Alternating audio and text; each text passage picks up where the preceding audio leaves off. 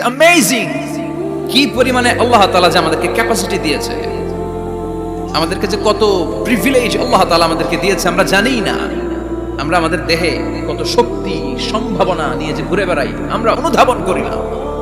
এজন্য সময়গুলোর কাজে লাগাও।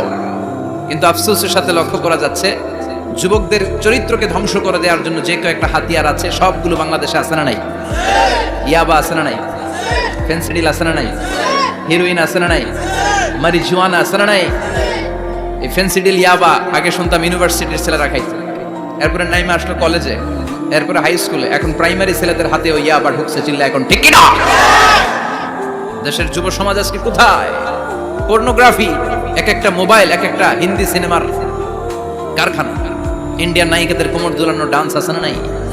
স্মার্টফোন নিয়ে ছেলে স্মার্ট হয়, কিন্তু ইমান আখলাক চরিত্র সব শেষ।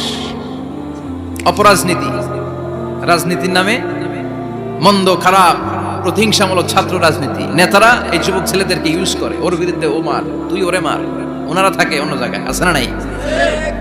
এভাবে আমাদের দেশের ছেলেদের চরিত্র, তাদের সম্ভাবনাকে আমরা নষ্ট করে দিচ্ছি। যুবক ভাইয়েরা, in the day of judgment, কিয়ামতের কঠিন ময়দানে আল্লাহ তাআলা 7 শ্রেণীর ব্যক্তিকে তার আরশের নিচে ছায়া দিবেন। এর মধ্যে এক শ্রেণী হচ্ছে তোমরা যারা যুবক, শাবুন নাশা ফি ইবাদাতিল্লাহ, ওই যুবক যারা তাদের যৌবনে তাদের সময়টা, তাদের দিন, তাদের রাত তারা আল্লাহর ইবাদতে কাটিয়েছে। সুবহানাল্লাহ পড়েন। 7 শ্রেণীর মধ্যে 2টা শ্রেণী হলো যুবক।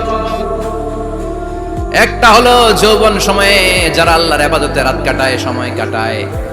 আর দ্বিতীয় ওই যুবক যে যুবককে কোনো নারী অন্যায় কাজের, অন্যায় প্রেম করার পরকীয়ার অফার দেয়, ওই অফারকে ক্যান্সেল করে ওই যুবক বলে ইন্নী আখাফুল্লাহ, আমি এই পরকীয়ার দিকে যেতে পারি না, কারণ আমার অন্তরে ভয় আছে একজনের, তিনি কে?